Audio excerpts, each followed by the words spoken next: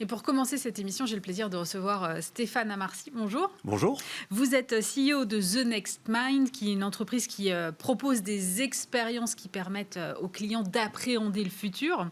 Et vous êtes aussi l'auteur de Mon directeur marketing sera un algorithme. Donc ma première question, c'est est-ce que marketing et digital sont à ce point indissociables aujourd'hui? Est-ce qu'on peut, en d'autres termes, encore faire du marketing sans le digital?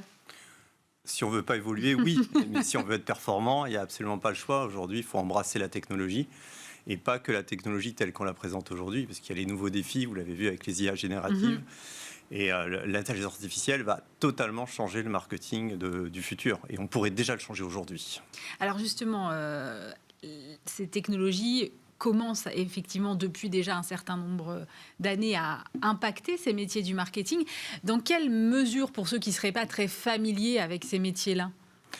Si vous voulez, le métier du marketing, aujourd'hui, il est censé être scientifique ou technologique, dans la mesure où tout repose sur la partie, les données. Et les données, elles sont à disposition. C'est pour ça que les entreprises créent des programmes de fidélité. C'est pour ça que c'est natif sur les sites Internet ou autres. Et ces données, il va falloir les prendre en considération de façon à reconstruire derrière des actions, des plans d'action, de la stratégie. Le sujet, soit on le regarde de façon globale. Ce que on est capable de faire, nous humains, c'est de faire des compromis, c'est de regarder le sujet de façon globale. Soit on veut profiter de cette donnée à titre individuel, pour chacun des consommateurs, par exemple. Là, humainement, je ne sais pas faire. Et donc, c'est à ce moment-là que va commencer à naître une nouvelle façon de travailler avec la technologie, qui n'est pas juste pour aider les humains à prendre des décisions, mais qui va se substituer au fur et à mesure au travail humain pour aller rencontrer la singularité de chaque personne. C'est ce que permettrait de faire, par exemple, une IA générative?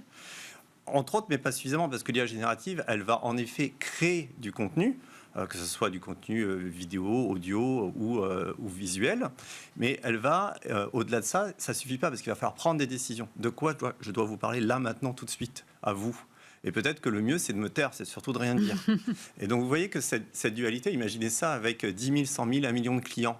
Humainement, je ne sais pas du tout faire ça. Non, on ne peut pas faire. Et donc, il y a un mélange entre les IA génératives qui vont apporter une dimension créative et des IA qui sont plus traditionnellement là pour prendre des décisions, qui, elles, vont définir ce qu'il faut faire, à quel moment, quel contenu.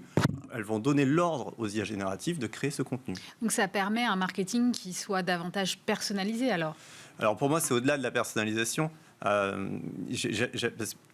Le terme personnalisation, c'est une projection de ce qu'on fait naturellement. C'est vrai. Typiquement, vous allez dans une boulangerie, la personne vous connaît, eh bien, elle va adapter son discours à ce que vous aimez, vos habitudes ou autres.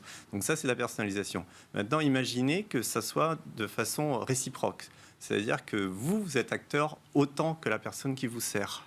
Et donc là, c'est plus de la personnalisation, c'est une interactivité totale et qu'on doit être en capacité de traiter. Et on peut la traiter que par des méthodes technologiques. Humainement, encore une fois, c'est pas possible. C'est-à-dire que c'est pas seulement les directions marketing qui vont interagir avec leurs IA ou leurs analystes de data, mais aussi le consommateur final qui, lui, peut renvoyer des messages à ces IA pour nourrir la relation? Exactement, c'est exactement ça. Il faut considérer l'IA comme un intermédiaire entre une équipe humaine qui est au marketing et le consommateur qui est lui aussi humain. Et on a une couche d'IA qui est capable de comprendre les intentions des marketeurs, mais qui vont les démultiplier et gérer la singularité de chacun. Et ça, vous voyez, c'est cette intermédiation qu'il faut voir. Donc ça, on va aller de plus en plus loin dans cette voie-là, du fait de la partie créative qui n'était pas là il y a un an. Il y a un an, on n'en parlait même pas. Aujourd'hui, ça y est, c'est là. Et donc, ça rend les choses de plus en plus faciles et de plus en plus pertinentes, en l'occurrence pour le consommateur.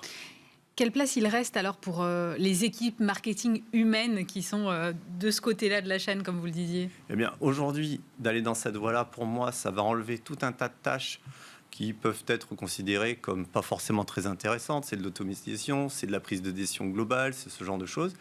Donc ça leur enlève ce travail-là, mais ça va leur en redonner un autre qui est beaucoup plus humain pour le coup, qui est la créativité, travailler sur la communication, travailler sur les stratégies, travailler vraiment sur tous ces aspects-là. Mais la phase concrète, opérationnelle sur le terrain ne leur appartient plus. Merci beaucoup Stéphane Amarcy d'avoir posé le cadre du débat. On va poursuivre cette discussion avec nos deux autres invités dans un instant.